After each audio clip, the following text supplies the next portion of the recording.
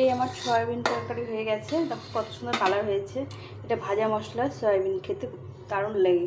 আর তার সঙ্গে এই যে বিরিয়ানি, কি অসাধারণ হয়েছে দেখো বিরিয়ানিটা।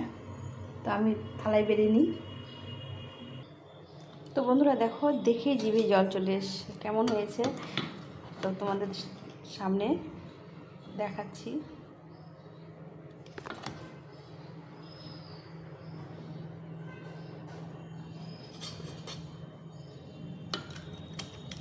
তোমরা দেখে বলো কেমন হয়েছে। দেখো এটা চিকেন বিরিয়ানি থেকে কি কম আছে বলো, বা চিকেন মাটন বিরিয়ানি থেকে। এই যে আলুগুলো সয়াবিনের মধ্যে একটু পিস পিস করে দিয়েছি। তো কেমন লাগলো আমার রেসিপিটা অবশ্যই কমেন্ট করে তোমরা জানিও। যদি ভালো লেগে থাকে তাহলে লাইক কমেন্ট শেয়ার করো।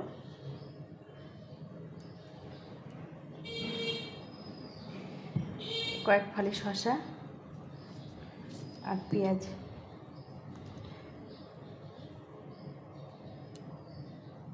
তো এই ছিল আজকে সয়াবিনের বিরিয়ানি, আর এখানে করেছি সয়াবিনের তরকারি। এটা দেখো কত সুন্দর হয়েছে। একটু ঝোল ঝোল রেখেছি।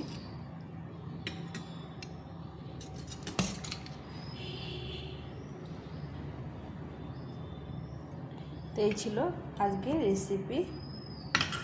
চলো রান্নাটা করি, তোমরা সঙ্গে থাকো।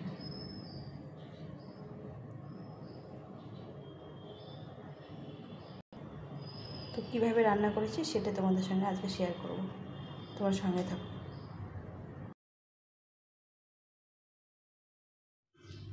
এখানে একটা ফ্রাই প্যান বসিয়ে দিয়েছি, তোমরা চাইলে একটা চাটুও বসিয়ে দিতে পারো। আর এখানে নিয়েছি 2 চামচ ধনে, 1 চামচ জিরে, কয়েকটা গোলমরিচ, লবঙ্গ, আর 4টে হচ্ছে এলাচ, দারচিনি, আর 4-5টা শুকনো লঙ্কা। তো আমি এই শুকনো খোলায় এগুলো একটু ভেজে নেব।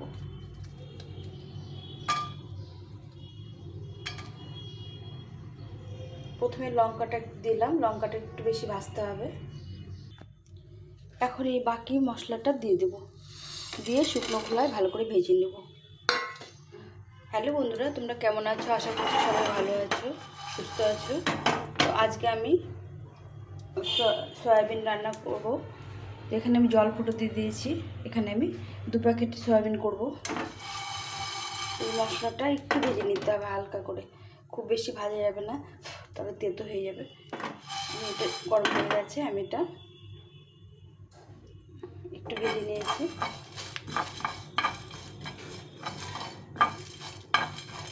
বেশি ভাজলে মানে তেতো হয়ে যাবে। হালকা হালকা করে একটু ভেজে নিতে হবে যাতে পেশে যায়। এইভাবে করে ভেজে নিতে হবে। এটা ভাজা হয়ে গেছে, বন্ধ করে দিলাম গ্যাসটা। আর এখানে আমি জল ফুটিয়ে নিয়েছি, জল ফোটাচ্ছি। এখানে আমি কিছুটা লবণ দিয়ে দেবো।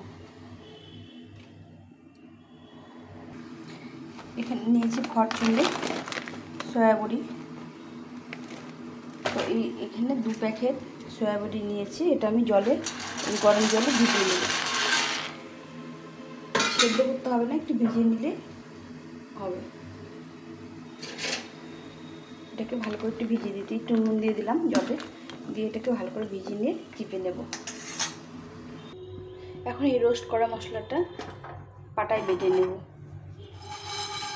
একটু ঠান্ডা করতে হবে, ঠান্ডা করলে এটা গুঁড়ো হবে না ভালো করে। আর এদিকে আমার সয়াবিনটা সেদ্ধ হয়ে গেছে, একটু ভাপিয়ে নিয়েছি। এটা জলটা ছেঁকে চিপে নিতে হবে ভালো করে, একদম সুন্দর করে চিপে নিতে হবে। এখন এই মশলাটা একটু পাটায় বেটে নেব।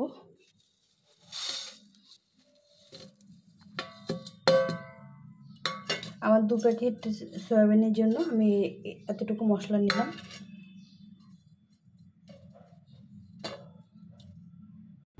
এই কড়াইটা গরম হয়ে গেছে।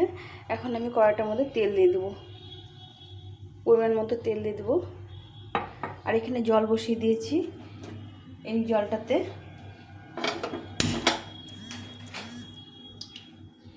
দিয়ে দেবো একটা তেজপাতা, কয়েকটা লবঙ্গ, একটা দারচিনি আর এলাচ দিয়ে জলটাকে একটু ফুটিয়ে নেব। তেলটা গরম হয়ে গেছে, আমি আলুটা ভেজে নেব।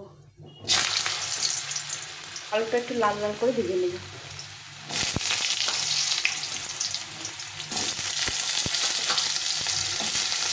এখানে আমি দুটো বড় বড় আলু নিয়েছি। আর এদিকে মশলাটা বেটে নিয়েছি, একটু গোটা গোটা করে বেটে নিয়েছি, তাহলে খেতে ভালো লাগে। দাঁতের নিচে পড়ে, মানে মশলাটা এরকম করে খেতে বেশি ভালো লাগে। তো আমি এখানে দেখো কতটা মশলা বেটে নিয়েছি।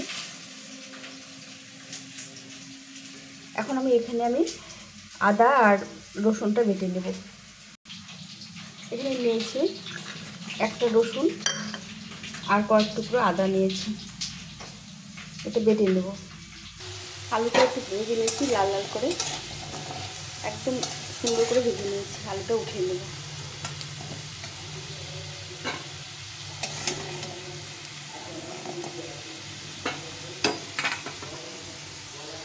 এখন এই তেলে কিছুটা পেঁয়াজের বেরেস্তা করে নেব।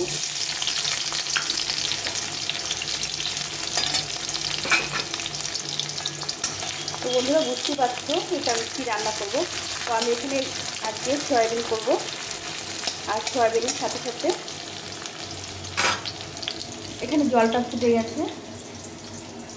আমি এখানে বাসমতি চাল নিয়েছি, এই আধা কোটার মতো নিয়েছি। তো এই চালটা আমি সেদ্ধ করে নেব।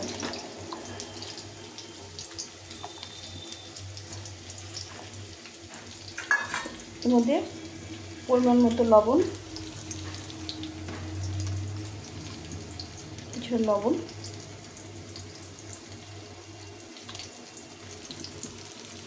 আর তেল দিয়ে দেবো। সাদা তেল দিয়ে দিলাম, আর সামান্য একটু লেবুর রস দিয়ে দেবো। দিয়ে এতে ভাতটাকে করে নেব। আমি 3 ভাগ করব, 1 ভাগ বাকি রাখবো। এভাবে করে ভাতটা করে নেব। এদিকে আমার বেরেস্তাটা ভেজে নিচ্ছি।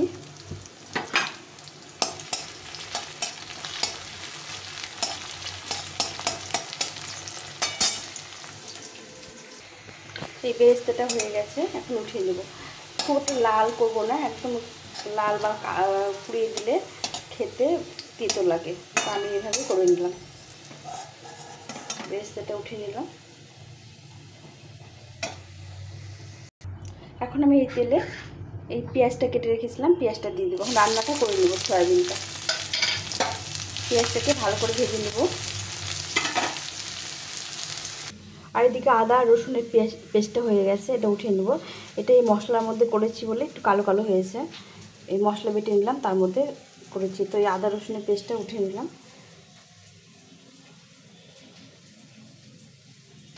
পেঁয়াজটা ভাজা ভাজা হয়ে গেছে, এখন আদা রসুনের পেস্টটা দিয়ে দেবো। দিয়ে আবার একটু ভেজে নেব।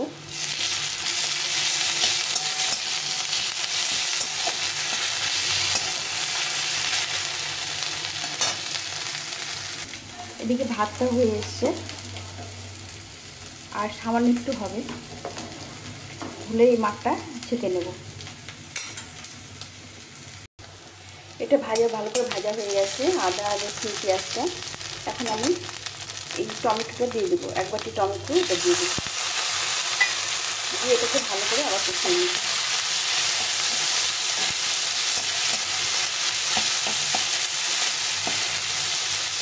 এখন এর মধ্যে আমি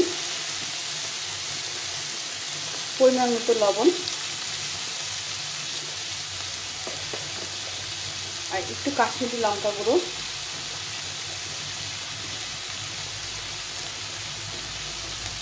আর হলুদ গুঁড়ো এটা দিয়ে একটু জল দিয়ে ভালো করে কষিয়ে নেব। মশলাটা যখন কষা কষা হোক, আমি ভাতটা নামিয়ে দিই। ভাতটা হয়ে গেছে, ভাতটা নামিয়ে দেব। এই মশলাটা কষা কষা হয়ে গেছে, এখন আমি এর মধ্যে সয়াবিনটা দিয়ে দেবো। দিয়ে একটু ভালো করে আবার কষিয়ে নেব।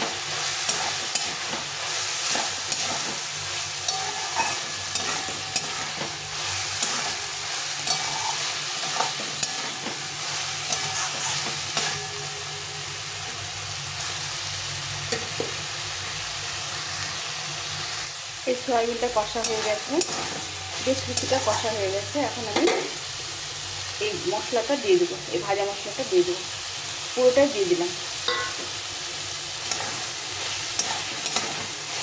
এই ভাজা মশলা দিয়ে সয়াবিন করলে ভীষণ টেস্টি লাগে, তোমরা একবার বানিয়ে খেও।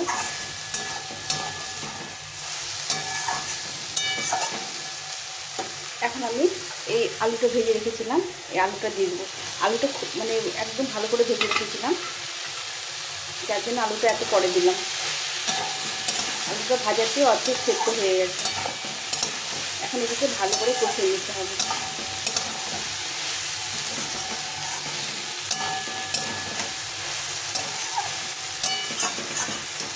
তোমরা চাইলে এভাবে শুকনো শুকনো খেতে পারো, আর তাছাড়া এটা রান্না করে ঝোল দিয়েও খেলে ভালো লাগে। তো আমার সয়াবিনটা কিছুটা হয়ে এসছে। এদিকে আমার বিরিয়ানির ভাতটাও হয়ে গেছে। এখন আমি এখান থেকে কিছুটা ভাত কেটে নেব।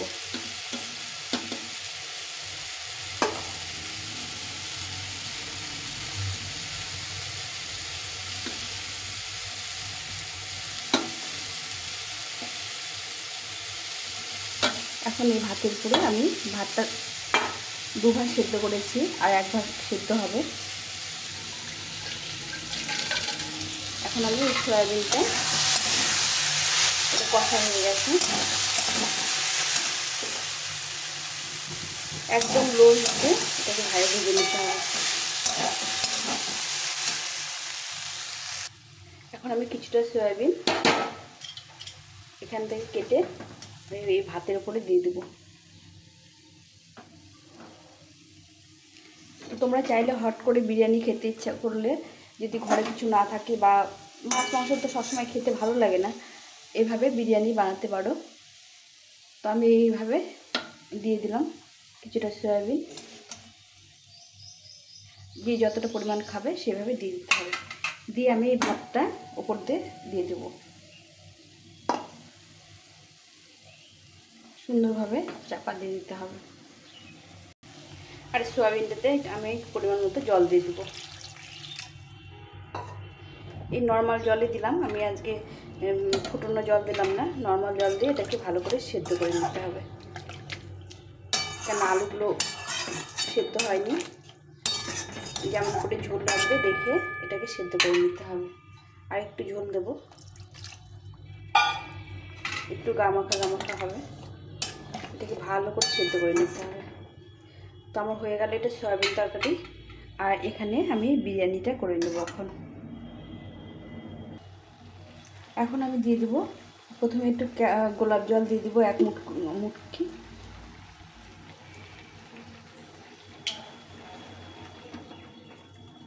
আর এটা কেওড়া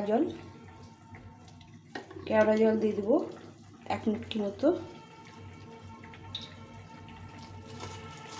এরপর দিয়ে দেবো এই যে বিরিয়ানি মশলা, পরিমাণ মতো বিরিয়ানি মশলা দিয়ে দিলাম। দিয়ে এরপরে একটু বেরেস্তা দিয়ে দেবো।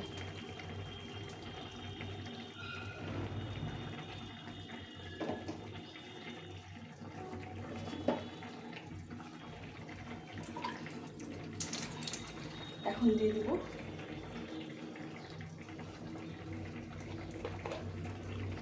একটু ঘি। প্রথমে একটু দিয়েছিলাম, আর এখন কম দিলাম। যাই হোক, এভাবে দিয়ে আমি এখন এটাকে ঢাকা চাপা দিয়ে একদম লো হিটে এটাকে রান্না করে নেব। একদম বিরিয়ানির মতো খেতে লাগে। আর এই তোমার সয়াবিন বিরিয়ানি খেতে খুব ভালো লাগে। যারা এই যে মাছ মাংস খেতে খেতে আর ভালো লাগে না, তখন একটু সয়াবিন দিয়ে এরকম বিরিয়ানি বানিয়ে খাওয়া যায়। আর হচ্ছে তাছাড়াও সবসময় তো মানে খাওয়া হয় না মাছ মাংস, এইভাবে গেলে খেতে ভালো লাগে। বিকেলে টিফিনের হিসাবেও কেউ খেতে পারে, কেউ দুপুরে লাঞ্চ হিসেবে করতে পারে। বন্ধুরা, তোমাদের কেমন লাগলো রেসিপিটা অবশ্যই কমেন্ট করে জানিও। যদি ভালো লেগে থাকে তাহলে লাইক কমেন্ট শেয়ার করো। নতুন বন্ধুরা সাবস্ক্রাইব করে পাশে থেকো। আমি বাকি রান্নাটা তোমাদের সঙ্গে শেয়ার করছি। এই আমার সয়াবিন তরকারি হয়ে গেছে, দেখো কত সুন্দর কালার হয়েছে। এটা ভাজা মশলা সয়াবিন, খেতে দারুণ লাগে। আর তার সঙ্গে এই যে বিরিয়ানি, কি অসাধারণ হয়েছে দেখো বিরিয়ানিটা। তো আমি থালায় বেড়ে নিই। তো বন্ধুরা দেখো, দেখেই জিভে জল চলে এসছে কেমন হয়েছে। তো তোমাদের সামনে দেখাচ্ছি।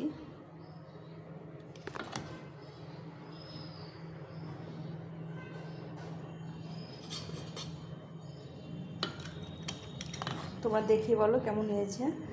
দেখো এটা চিকেন বিরিয়ানি থেকে কি কম আছে বলো, বা চিকেন মাটন বিরিয়ানি থেকে। এই যে আলুগুলো সয়াবিনের মধ্যে একটু পিস পিস করে দিয়েছি। তো কেমন লাগলো আমার রেসিপিটা অবশ্যই কমেন্ট করে তোমরা জানিও।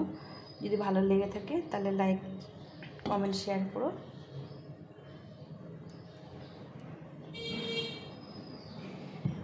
কয়েক ফালি শসা আর পেঁয়াজ।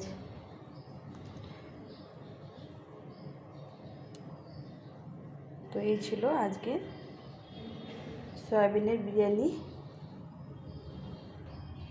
আর এখানে করেছি সয়াবিনের তরকারি। এটা দেখো কত সুন্দর হয়েছে, একটু ঝোল ঝোল রেখেছি।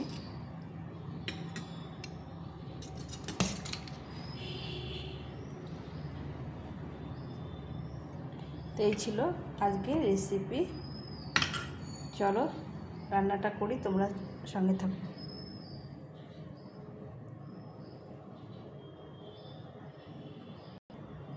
তো কীভাবে রান্না করেছি সেটা তোমাদের সঙ্গে আজকে শেয়ার করব, তোমার সঙ্গে থাকো।